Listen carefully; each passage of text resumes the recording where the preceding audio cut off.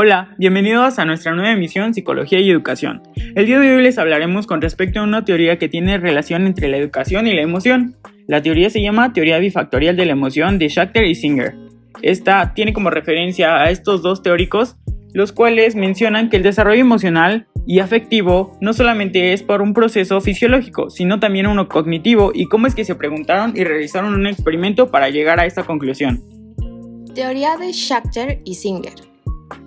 Hausler, 2000, menciona que el desarrollo emocional o afectivo se refiere al proceso por el cual el niño construye su identidad, su autoestima, su seguridad y la confianza en sí mismo y en el mundo que lo rodea, a través de las interacciones que establece con sus pares significativos, ubicándose a sí mismo como una persona única y distinta.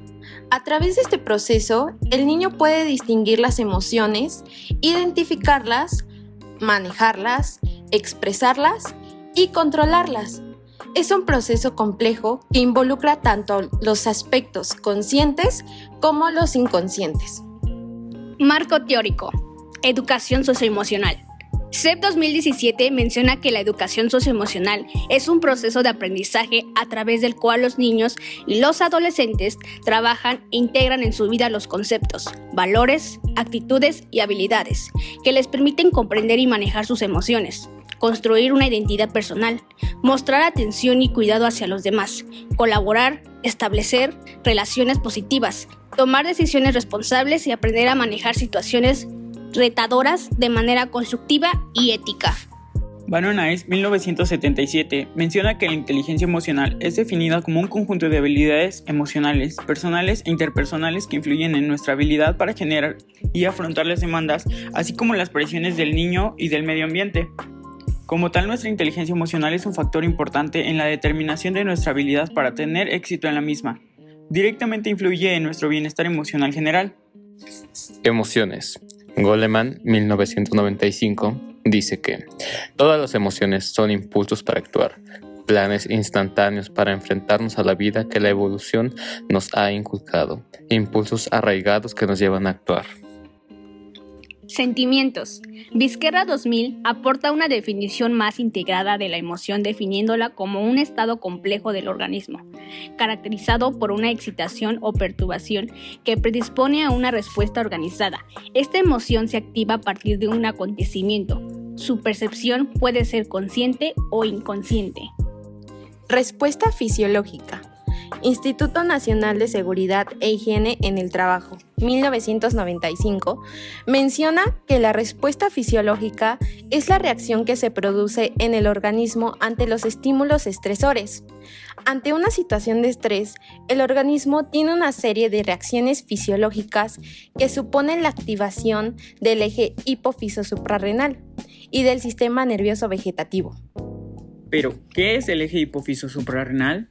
Muy bien, de acuerdo al Instituto Nacional de Seguridad e Higiene en el Trabajo, 1995, se menciona que este eje está compuesto por el hipotálamo, que es una estructura nerviosa situada en la base del cerebro que actúa de enlace entre el sistema endocrino y el sistema nervioso. La hipófisis, una glándula situada asimismo en la base del cerebro, y las glándulas suprarrenales, que se encuentran sobre el polo superior en cada uno de los riñones y que están compuestas por la corteza y la médula. Sistema nervioso vegetativo. Instituto Nacional de Seguridad e Higiene en el Trabajo, 1995. El sistema nervioso vegetativo es el conjunto de estructuras nerviosas que se encarga de regular el funcionamiento de los órganos internos y controla algunas de sus funciones de manera involuntaria e inconsciente. Los procesos cognitivos, según Benyard, 1995, son estructuras o mecanismos mentales que se proponen en funcionamiento cuando el hombre observa, lee y escucha. Estos son procesos de percepción, atención, pensamiento, memoria y lenguaje. Principios y teorías en las que se basaron. Sin duda alguna, los sentidos y las emociones están presentes en cualquier actividad o experiencia de nuestra vida cotidiana. En cada una de las diversas situaciones se hacen presentes ambos, y estos están asociados a las emociones básicas, las cuales, de acuerdo a Gómez, Salazar, Domínguez, Iborra, O de la Fuente y de Córdoba, 2015, nos dice que son alegría, tristeza, miedo, ira, sorpresa y asco. A todos nosotros nos gustaría saber más a fondo de dónde provienen estas emociones y estos sentimientos, y diversos teóricos han intentado definirlas. Cada uno de ellos nos ayudará, pero nosotros nos enfocaremos en Schachter y Singer. Una vez que pudimos determinar que las emociones, los sentimientos y los pensamientos están presentes en cada una de las acciones que tenemos día a día, debemos de tomar en cuenta que los diversos teóricos como Klein-Jaina y Klein-Jaina 1981, pues estos afirman que la emoción es un grupo complejo de interacciones entre subjetivos, factores y objetos mediados por sistemas, ya sean neutrales u hormonales, que pueden elicitar experiencias afectivas como los sentimientos de arousal, mismos que son placer y displacer, permiten generar procesos cognitivos como efectos perceptivos relevantes emocionalmente, valoraciones y procesos que se han etiquetado verbalmente como ajustes fisiológicos generalizados para las condiciones de activación, y así permitir la conducción hacia una conducta que a menudo no siempre es expresiva, siempre va dirigida a un objetivo y es adaptable. La teoría de la emoción de James Lange. La teoría de la emoción de James Lange fue propuesta de manera independiente por William James y Carl Lange. Esta apunta a que las emociones ocurren como resultado de reacciones fisiológicas a los eventos.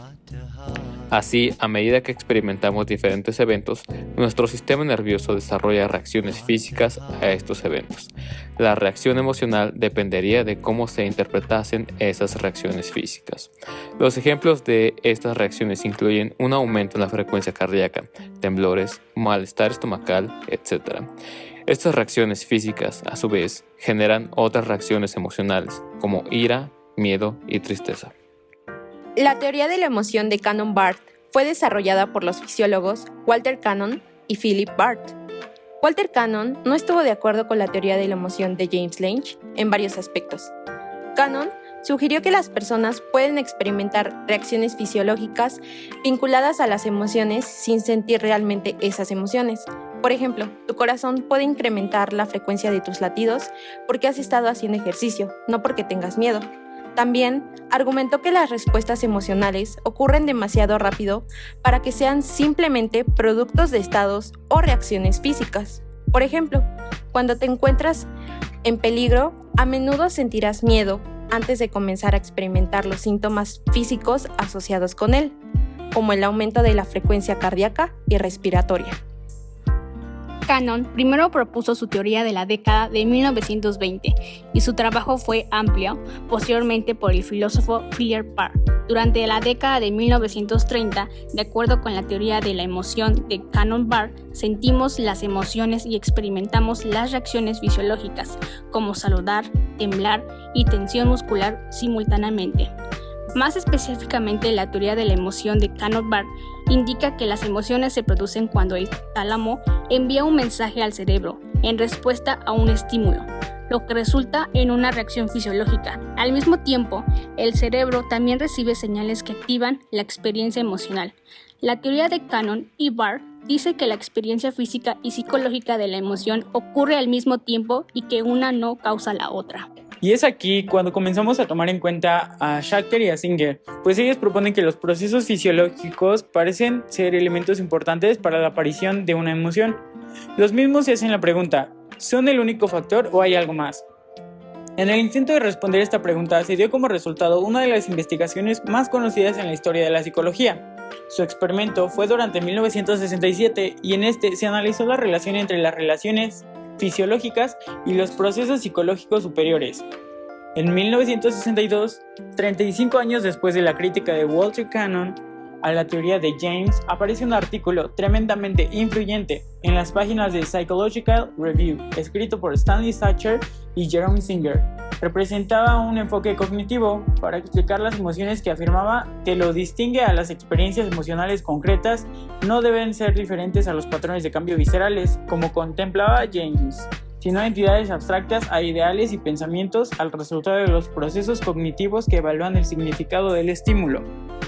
Una parte integral de este enfoque es un ingenioso experimento llevado a cabo por estos autores, que establecen que el mismo patrón de activación visceral inducido artificialmente puede producir un sentimiento subjetivo u otro distinto dependiendo del significado atribuido sobre un evento contextual externo.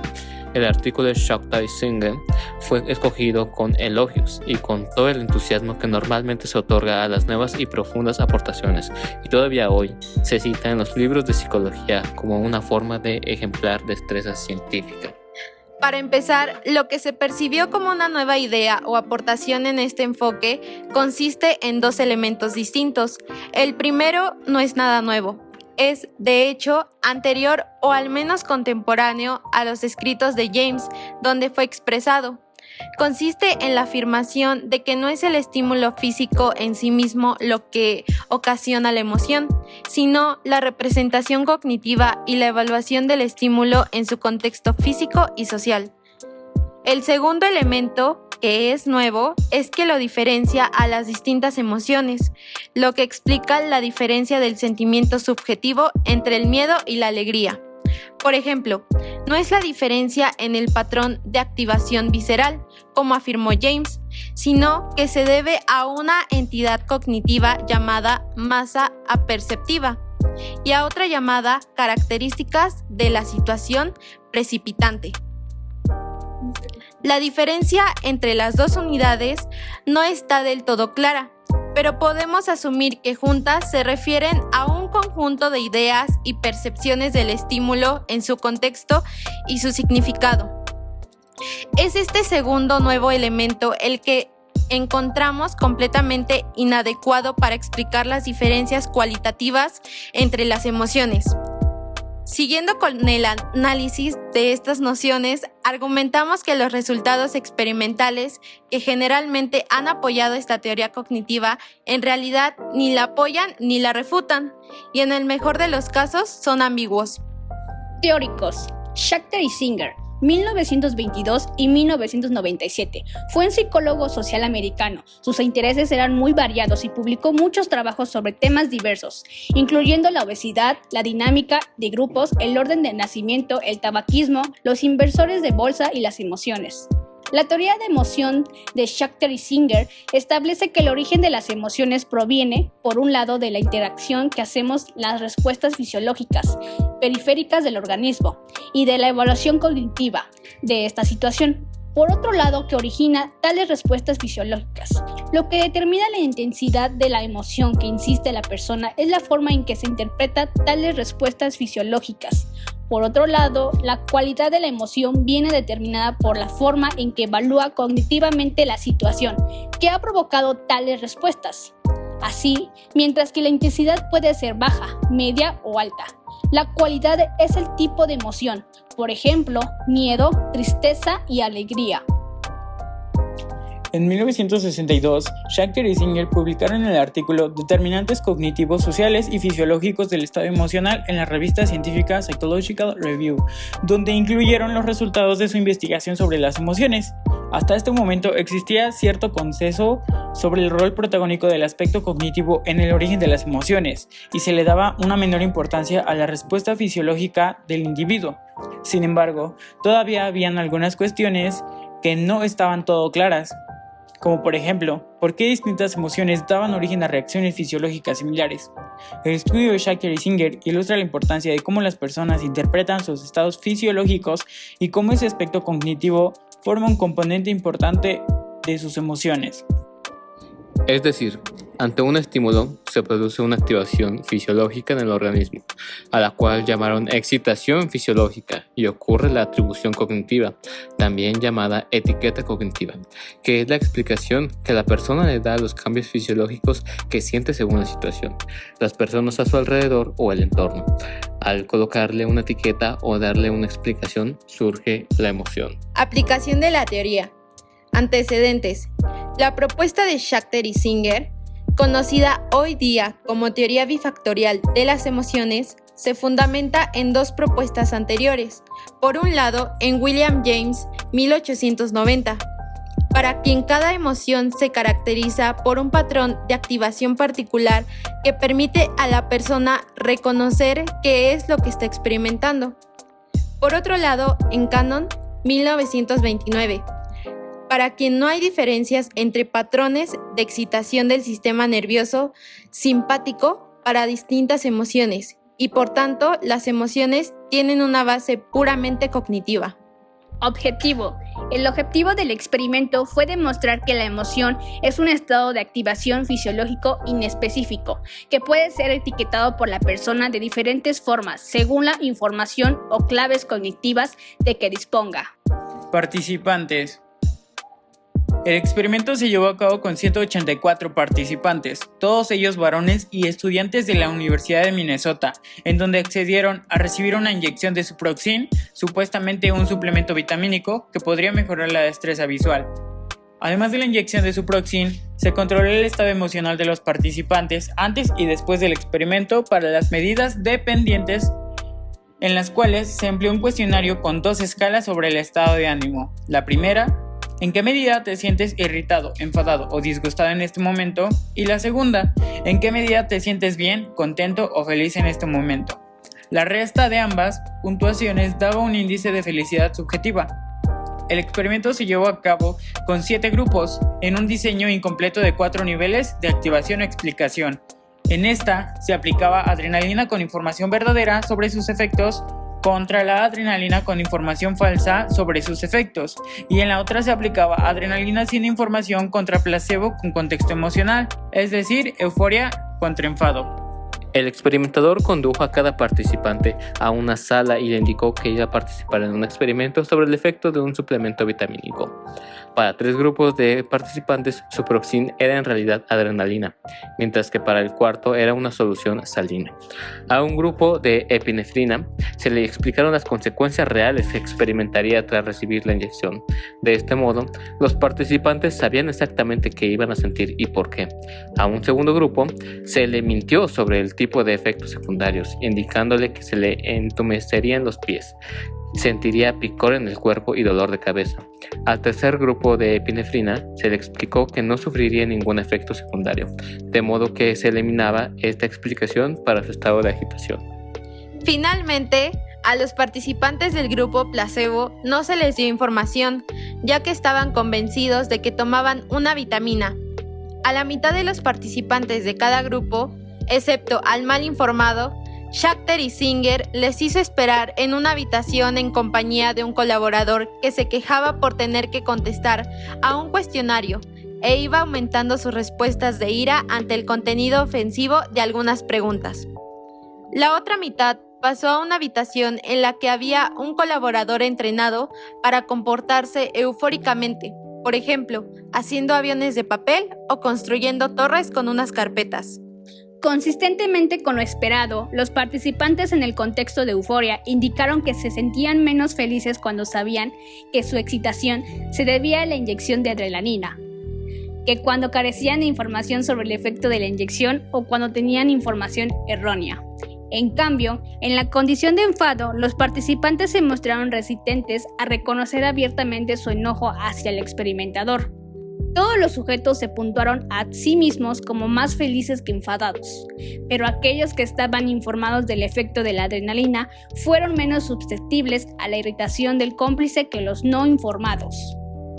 El índice de respuesta conductual en la condición de euforia mostró el mismo patrón. Sin embargo, en la condición de irritación el índice conductual mostró que, cuando no tenían información sobre el efecto de la adrenalina, los sujetos expresaron conductas de enfado, mientras que los participantes que estaban informados no se dejaron influir. Además, en este caso, los participantes de la condición placebo se enfadaron significativamente, menos los no informados del efecto de la adrenalina.